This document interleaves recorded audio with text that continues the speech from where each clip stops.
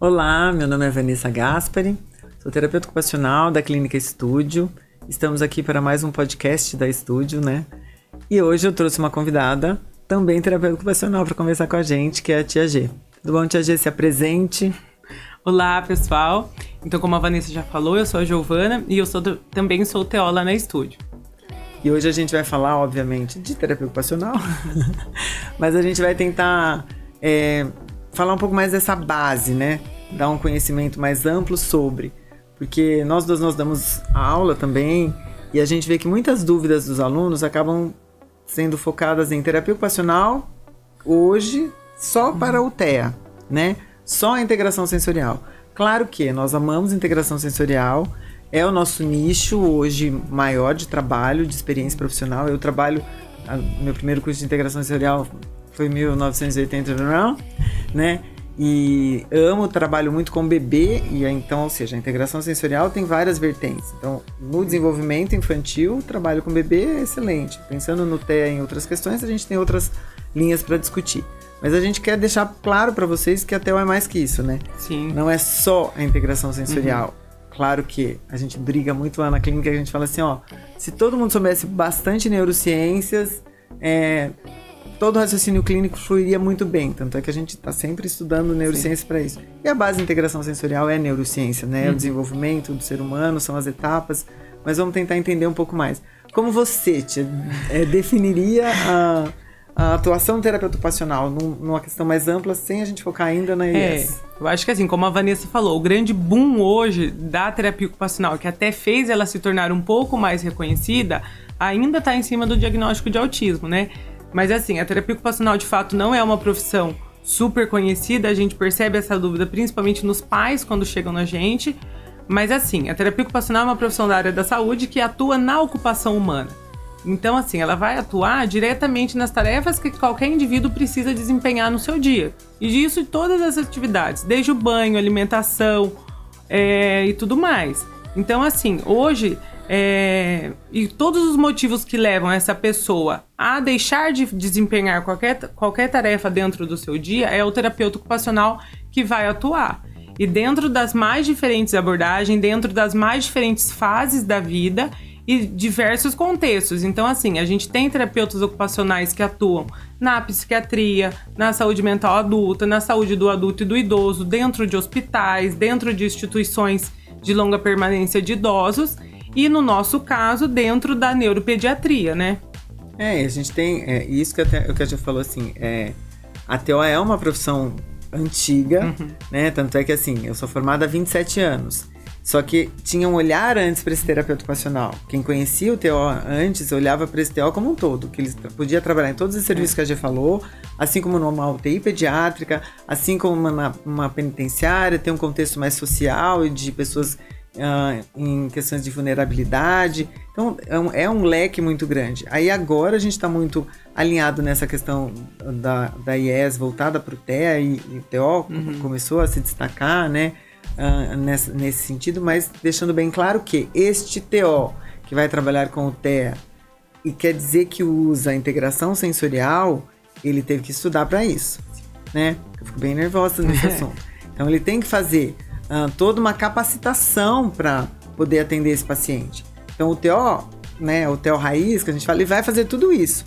E existem vários cursos e formações na área da terapia ocupacional, específico para cada, né, atuação que você queira dar mais atenção. Então assim, a gente tem o Bobat, a gente tem métodos ligados à área da motora e física, então terapia de mão, a gente tem mestrados ou cursos na área da saúde mental, em diversas escalas. Então a gente tem uma gama de formações que são extremamente importantes para aquele profissional que fala assim, eu preciso me capacitar mais porque eu vou trabalhar com este nicho. Sim. Né? E eu vou sempre utilizar desse pressuposto que eu quero a independência do indivíduo.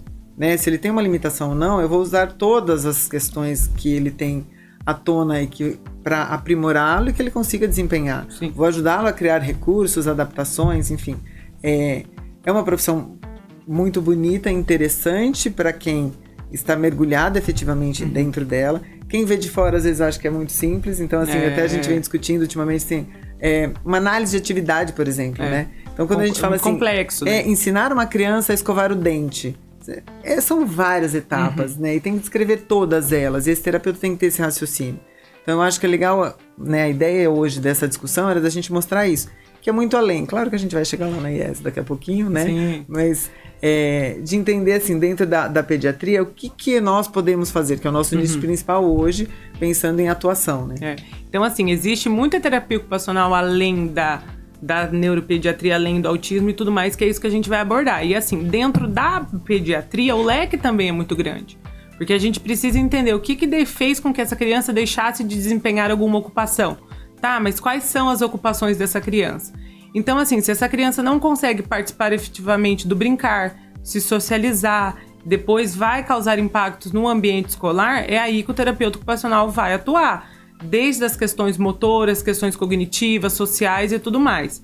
A gente acabou escolhendo se especializar dentro da abordagem de integração sensorial, que é o nosso nicho de trabalho, então a gente acaba abordando muito mais as questões sensoriais envolvidas nas ocupações. Mas também a gente também atua em todos os outros requisitos que essa criança precisa. Até porque as questões sensoriais estão diretamente ligadas a um desempenho cognitivo, ao desempenho motor daquela criança. Então, às vezes, quando se entende que o terapeuta ocupacional de IES vai tratar só de uma questão assim do tato ou do barulho, não. Existe muito mais além disso.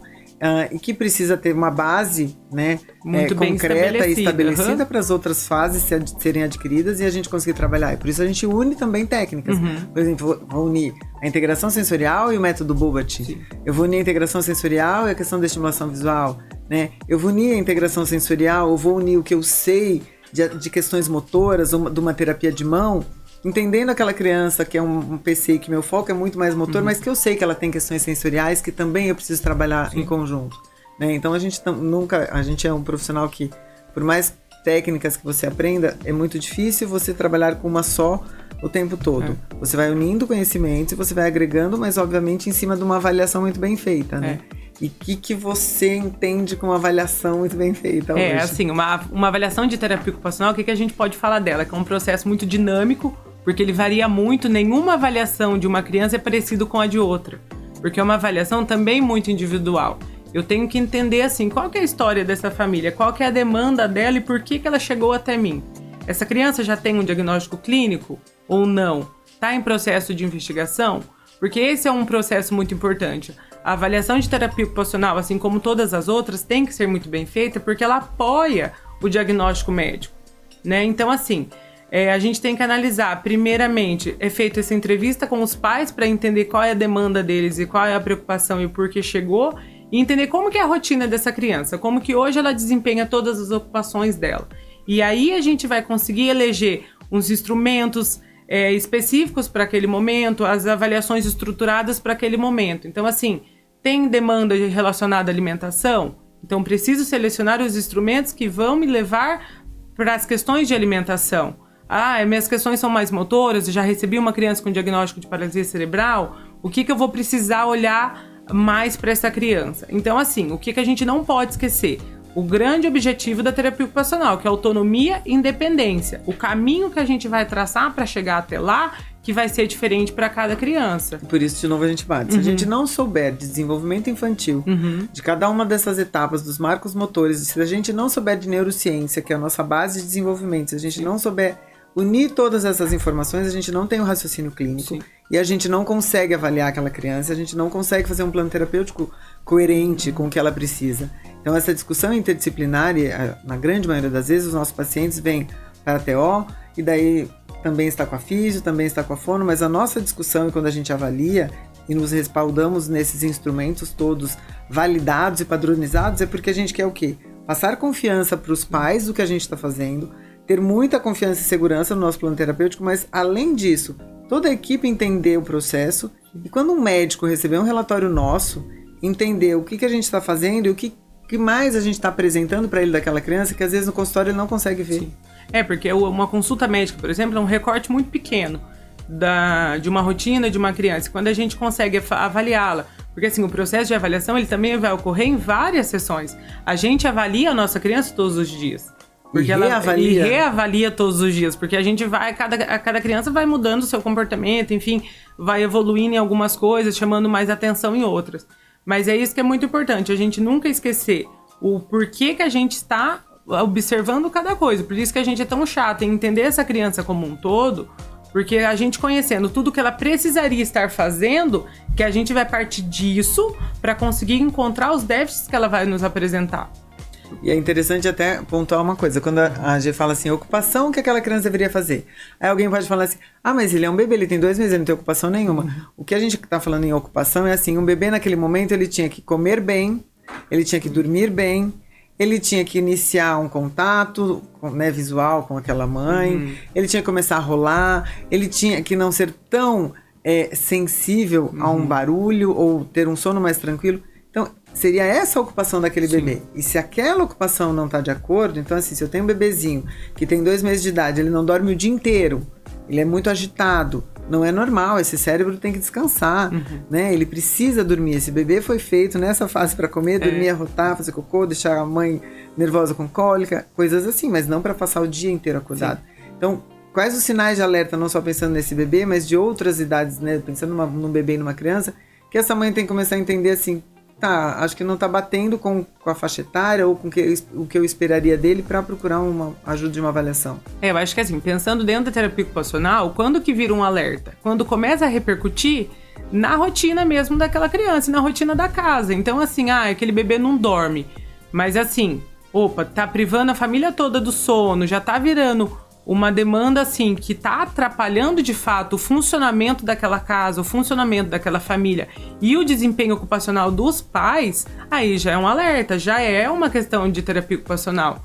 Então assim, comecei a introdução alimentar da minha criança. Óbvio, todo bebê é natural, existe o que a gente chama hoje de seletividade alimentar esperada para a introdução alimentar. Então assim, ofereci uma vez, não foi, ofereci 2, não foi, mas assim, já começa a virar uma demanda, onde a criança apresenta uma repulsa muito grande daquela alimentação. Passou 1, 2, 3 meses de introdução alimentar, aquela família não consegue fazer nenhuma refeição, todo mundo junto, já é um alerta, está repercutindo na rotina, está gerando outros déficits além da alimentação por si só. Um banho, por exemplo, o meu bebê chora para tomar banho. Mas vamos lá, pegou, saiu do banho, agradou, tá tudo bem. Mas a partir do momento que isso começa a virar um estresse para aquela família, onde assim, começa a virar assim, um cenário que o pai foge, a mãe foge, um delega pro outro e não tem nada que a gente consiga confortá-la, aquela criança já vai acendendo alertas. Então assim, nem tudo é frescura. Porque principalmente quando a gente fala muito sobre questão sensorial, o que a gente encontra muito na avaliação?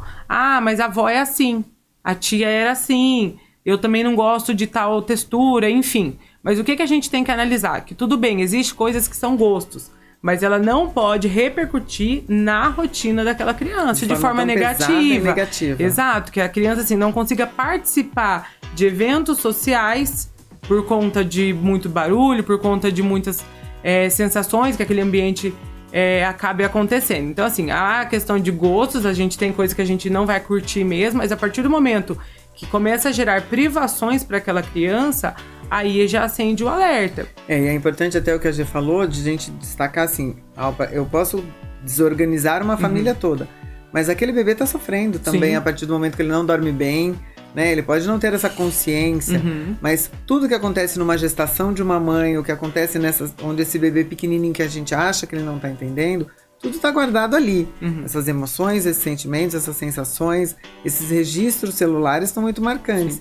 E ao longo do tempo, os prejuízos vão ficar mais evidentes de acordo com o que a gente cobrar mais, que espere que execute, não só emoções do chorar ou questões de dormir, né?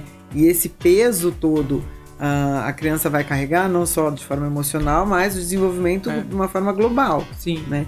E essas avaliações, como a gente falou, a gente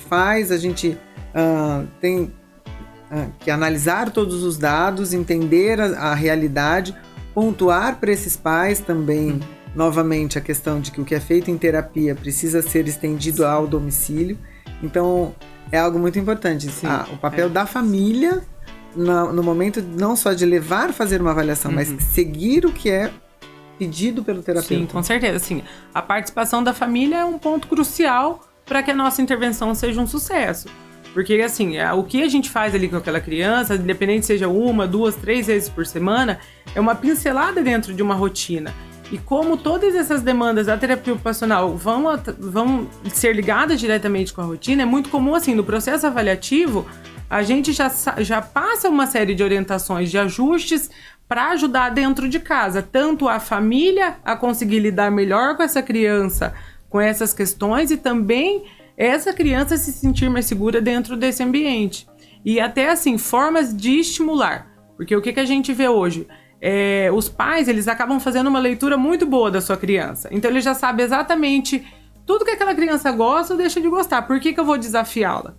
Tudo que ela não vai chorar ou não vai sentir Então, por que eu vou fazer chorar, né? Em time que tá ganhando não se mexe. Então, é justamente isso que a gente vai orientar. Até que ponto a gente pode ir além? Até que ponto é importante se recuar mesmo com essa criança? Porque, assim, a integração sensorial, o que ela é? É um processo neurológico que todo mundo tem. Todo mundo faz o tempo todo. A integração sensorial, assim, é um processo neurológico que permite com que a gente interaja com o meio ambiente de uma forma efetiva, consiga receber essas informações do ambiente de uma maneira adequada e responder de forma adequada. Então, assim, e a gente vive num ambiente que é sensorial o tempo todo. A gente tem que se organizar, se autorregular o tempo todo. Então, imagina uma criança com uma disfunção nessas questões, como fica difícil para ela. Então, por isso que é muito importante o papel da família, porque essa criança está no mundo sensorial o tempo todo. E as nossas orientações, elas não param na questão só familiar. Então, a gente acaba trabalhando muito com o bebê. Óbvio que é muito mais estendido ao pai, à mãe, muitas vezes a avó e a babá, né? Porque a gente brinca, às vezes a gente fala assim, tem babás maravilhosos, mas qual que é o papel principal da babá? Eu vou deixar meu bebê cheirosinho, limpinho, ele não vai chorar, ele não vai se machucar. É uma super proteção, às vezes. E não tô só falando de babá, isso pode acontecer com vó, pode acontecer com mãe de primeira viagem, ou uma mãe que teve medo de perder um bebê prematuro, e daí, assim, eu super protejo, não deixo ele viver as experiências que ele precisa viver, experimentar, as pequenas frustrações, né? Porque se todo sinal de alerta que esse bebê der por algo que o incomodou, e aí ele for acalentado, ele entende que aquele exagero da informação tá correta, porque alguém veio e salvou ele. Sim. Né? Então, a hora que, assim, tá tudo bem, calma, pode esperar um pouquinho, a gente vai modulando aquilo aos poucos, com um tom de voz, com o time da experiência, né? Com o tempo, claro que a gente não vai discutir o assunto com a criança, né? Vai ter um momento para isso, mas as coisas vão se organizando e vão se moldando. A gente sabe que o bebê ele vai chorar para mamar. Vai se esgoelar, mas não tem o que resolver. Vai lá e dá o peito. Depois de um tempo, uma criança um pouquinho maior, ela tá com fome, você fala, calma, a mamãe já vem. Pode fazer uma birra, tá ali, mas ele vai aguentar. Sim. Né? E você adulto, se você tá morrendo de fome, se passar batido e não almoçar, você não vai morrer, você não vai chorar. Alguns, às vezes alguém vai chorar. Mas você vai aguentar. Isso é um processo de maturidade, um processo de autorregulação, a gente se organizar. Então, eu dei um exemplo simples do comer. Mas isso é com sono, é com um monte de outras coisas. Então, a gente estende essas orientações para essa casa. E quando é uma criança maior, a gente estende as orientações para a escola. Com certeza, que é o nosso grande parceiro. Porque, assim, todas as questões da primeira infância vão repercutir na aprendizagem escolar. Então, às vezes, é muito comum até chegar para avaliação, e isso é uma coisa que eu gosto muito de conscientizar os pais da criança muito pequena. Chega lá pra gente, criança, assim, o que a gente tem muito nessa faixa agora, de 11 meses, 1 aninho, aí você dá toda aquela explicação e as mães pensam assim, tá, mas qual que é o grande problema dessas questões sensoriais, desses atrasos, essas questões que a gente fala do brincar, por exemplo, dessas ocupações da primeira infância? Porque elas vão refletir diretamente no desempenho escolar. Então, aquele bebê muito agitado, que não tem tempo de atenção, não consegue brincar de uma maneira adequada, como que ele vai ficar sentado numa carteira para ser alfabetizado? Por isso, de novo, a gente bate em cima da intervenção precoce, que parece que assim, mas ele é muito pequenininho, né? Vai aprendendo, vai crescendo. Não, se a gente não ajustar a base, é lá na frente que vai repercutir. Por isso que hoje, assim, a nossa grande parceira, além da família, também é a escola. Porque é um ambiente onde a criança passa muito tempo da vida dela e é um ambiente ainda, assim, também muito sensorial. Uma sala de aula para uma criança com uma questão sensorial é, assim, algo a ser trabalhado de uma forma muito importante também. E é importante a gente entender o quê? Quando a gente fala da intervenção precoce, ela vai desde bebezinho, muito pequenininho, então, meu nicho maior. Então, chega um bebê de 3, 4 meses, né? E a gente vai trabalhar questões que são ligadas a esse desenvolvimento, que muitas vezes por um prematuro, a gente tem muito isso. Então esse prematuro saiu antes da barriga da mãe dele. Nós somos os indivíduos que a gente consegue terminar do nosso desenvolvimento do sistema nervoso central aqui fora. Né? Eu ainda dou um exemplo que eu brinco e falo assim, gente, pensem, uma vaquinha, um bezerrinho. Quando ele nasce, deu horas, ele tá de pé e tá andando. Então esse sistema sensorial dele, esse sistema nervoso, já tá muito além. O nosso ainda a gente vai aprender aqui fora, então tem muitas coisas se organizando ainda. Se eu saio antes dessa barriga, muitas coisas que eram para estar acontecendo dentro da barriga vai acontecer aqui fora. Não é naquele ambiente protegido, não é de uma forma mais tranquila e organizada. É já na turbulência de uma UTI, numa turbulência de um bebê que tá tudo bem, às vezes vai ter alta, que vai receber várias informações que ele ainda não estava preparado para modular e organizar. Isso não significa que ele vai ser uma criança com uma disfunção, um transtorno sensorial, mas que ele precisa de ajuda ali naquele momento. Né? E a gente trabalha com sistema vestibular, sistema proprioceptivo, enfim, orientações dentro de casa e de rotina e de dinâmica, porque às vezes eu tenho um bebê super estressado. A mãe chega com isso, a gente fala assim, então, mas quando você vai conversar da rotina da mãe, entender a casa, é 11 horas da noite, tá tudo aceso, ligado, barulho, gente, confusão. Então ele não vai conseguir se organizar, ele tem, né, toda uma questão de relógio biológico pra gente estar ali em cima e orientar essa família com questões de soninho, né? Então, é uma fase, né, que a gente tem um ponto ali. E muitas vezes esses bebês chegam, a gente trabalha que tem que trabalhar e feliz, alta, tá tudo bem. Sim. E é nessa fase que a gente começa a perceber, não é só isso. A gente tem uma criança que a gente vai ter que continuar um pouco esse trabalho, né? Sim. Continuar uma investigação. Com certeza. Porque, assim, não necessariamente as disfunções de integração sensorial, tudo mais, assim, não fica só atrelado àquela criança com o diagnóstico clínico. Então, a gente dá esse suporte, às vezes, nesse processo de diagnóstico, mas, assim, eles também podem ocorrer com a criança típica. E ocorrem muito. E assim, às vezes é até tão importante quanto, porque acaba ficando mascarado por não ter um diagnóstico de base, né? Mas o impacto vai ser o mesmo ali para aquela criança. Não tem diagnóstico de base, daí só é chamado de mimado, de birrento. Isso, exato. Então assim, acaba ficando muito mascarado. Então quando quando surge um diagnóstico clínico, acaba ficando mais fácil para esse médico encaminhar, para essa mãe procurar. Mas também é muito importante a gente entender isso, que a criança típica ela também pode acontecer por uma série de fatores. Então a gestação é uma fase assim muito importante para o desenvolvimento sensorial, porque é dentro do útero que a criança vai receber as primeiras informações sensoriais. E se elas não são recebidas da maneira correta e adequada, é ali que elas vão ficar gravadas, porque assim, informação sensorial carimba o nosso cérebro. Então uma vez que essa criança recebeu uma informação e não foi legal, não foi adequada, ela já vai ficar um alerta aceso ali naquele sentido, né? Seja visual, auditivo, enfim. Então vai ser aquela criança que vai estar em alerta o tempo todo, porque assim, como que eu vou agir no ambiente? Como que eu preciso me portar o meu corpo aqui nesse ambiente? Então assim, vou ficando aquela criança mais rígida, mais restrita de movimentos, porque eu não sei como me comportar nesse ambiente, porque os meus sistemas sensoriais não estão legais. E quando a Giovana fala não saber se comportar, não é uma terapia comportamental. Fala assim, ao chegar, dê bom dia, ao sair, dê boa noite, fique sentadinho e preste atenção. Não é esse comportamento. Né? É o comportamento sensorial mesmo, assim, o quanto de sistema tátil vou precisar trabalhar agora, o quanto de sistema auditivo vai precisar estar trabalhando agora. Eu nunca sei o que esperar desse ambiente, porque a minha base não está muito adequada. E é o nosso cérebro que tem que fazer isso, não é uma coisa racional. Né, neste momento, então assim, por isso a importância dessa intervenção e da técnica que a gente usa, né, de toda a base que a integração sensorial nos dá, e novamente reforço, e estou aqui para falar isso porque como hoje a gente tem uma necessidade muito maior, né, do profissional ativo atuando corretamente pelas demandas que a gente tem, pelos aumentos de diagnósticos de TEA, mas também pelo maior número de conscientização que a gente está levando, né, não só nós, mas outros profissionais, de que um bebê prematuro precisa, uma criança que tem um incômodo com barulho, com som, ou que tem questões alimentares, enfim, que precisa pelo menos de uma avaliação, a gente tem uma demanda maior em busca desse atendimento do TO. Mas essa mãe, quando ela buscar um TO, ela tem que entender o quê? O que ela quer daquele TO? Se é uma avaliação de integração sensorial, de questões de disfunção sensorial, de todas essas irritabilidades, enfim, sim, ela tem que buscar um profissional capacitado e habilitado, que como a gente já vem falando sempre, que fez os cursos corretamente, com a carga horária correta, com a parte prática correta, com a parte teórica correta. Não existe curso de integração sensorial para eu colocar o meu filho na mão de nenhum profissional que tenha 30 horas de aula online. Não existe. Não, né? Existe o curso, mas não existe você deixar seu filho passar por isso. Né? Então a gente tem que ter uma noção correta sobre quem vai pôr a mão no nosso filho, quem vai avaliar esta criança, qual é a forma que ela vai avaliar. Então, é um profissional que eu tô levando meu filho mais por questões motoras. Tudo bem, ele não necessariamente tem que ter integração sensorial, né?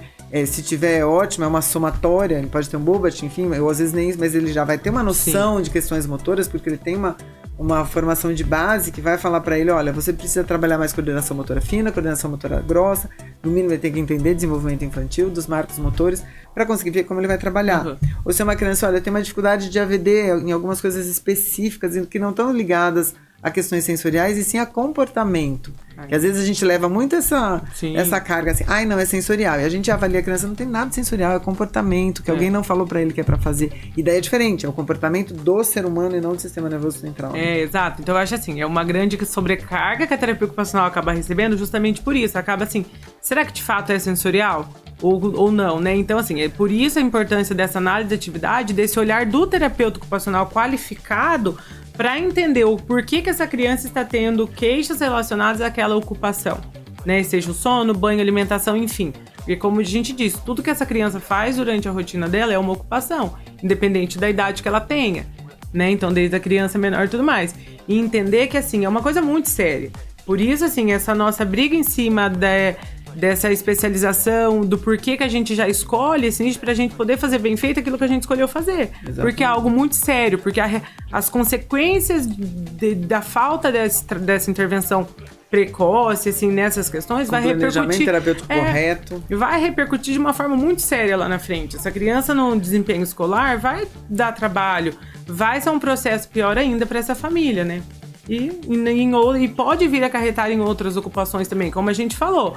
Uma criança que não consegue participar de uma alimentação à mesa vai ficando mais restrita. Aquela criança que não consegue brincar da maneira adequada, ela vai ficando mais rígida, engessada, não vamos explorar o ambiente, vou gerar atraso motor. Aí já vai vir outros agravantes. Por isso, a importância desse trabalho da maneira correta, qualificada e precoce. E eu acho interessante, assim, pra gente amarrar, que hoje a nossa ideia era fazer uma discussão, assim, um pouco mais ampla do que a TO, nesse sentido, e aí a gente acaba funilando para a integração, que é o nosso nicho, e desses pais e dessas mães ficarem atentos. Porque a gente vê muito assim, que eu achava que ele era meio esquisito em alguma coisa, ele não é igual minha filha fazia. Nenhum filho é igual ao outro, a gente sabe, gêmeos não são iguais, um filho se desenvolve diferente do outro, mas quando são questões que você vê que é muito pertinente, que aquilo tá aparecendo mais, e como a Giovana comentou, que amarra um pouco, né? Sim. A socialização, muda a rotina da família, vê que existe um sofrimento além para aquela criança, não é algo fluido, não é algo feliz, porque o desenvolvimento de uma criança tem que ter os tropeços de birrinha, as coisinhas, mas tem que ser feliz muito mais, né, e ativo, e querer ter experiências e buscar as coisas. Então a ideia hoje é trazer essa discussão, e que também não existe fórmula, né, existe estudar, intervir de forma correta, com as metodologias corretas, e para esses pais também, que nada é simples, né? A gente não resolve uma criança, ele não fazer birra no comer, ligando a televisão e dando comida na boca dele, porque ele está sendo só alimentado, nutrido, mas ele não entende o contexto. A gente não só resolve uma birra dando um celular, a gente não só resolve uma birra fazendo tudo que aquela criança quer para abafar, porque ela vai crescer. Exato. E ao crescer, esses problemas vão ficar muito maiores. E às vezes algumas coisas que funcionam para regular, o que a gente chama desse processo regulatório de um bebê, não vai funcionar para uma criança um pouco mais velha. E daí, como que esses pais vão lidar? Né? Então, essa criança vai crescendo, as demandas vão aumentando e a coisa vai ficando mais difícil. Então, só assim, né, pra gente fechar. Então, o que a gente tem que analisar, assim, com muita seriedade, assim? Quando procurar um terapeuta ocupacional? Quando gerar consequências no desempenho ocupacional também. Então, quando começar a causar impacto nessa rotina, tanto da criança quanto da família, e quando virar um sofrimento esses comportamentos dessa criança, e quando a gente fala de comportamento, não é só numa questão comportamental, né? A forma como essa criança está agindo, quando gerar essas consequências e restringir a rotina, aí entra o terapeuta ocupacional para atuar, né? Então a gente vai encerrar por aqui, né? Agradecer a Gê por esse bate-papo nosso dentro da nossa área, da nossa profissão. E deixar aberto a vocês que tiverem mais dúvidas. Claro que a gente vai trazer muito mais temas dentro da terapia ocupacional, seletividade alimentar, TEA, desfraude, enfim, tem tudo que a gente tem um vasto caminho aí pela frente. Integração sensorial para os prematuros, né? Então tudo isso vai acontecendo. Mas se vocês tiverem de dúvidas, deixe no nosso Instagram, deixe no nosso YouTube, que daí assim que possível a gente entra em contato. E se precisar de uma avaliação de terapeutas ocupacionais, procure isso. Até mais. Obrigada.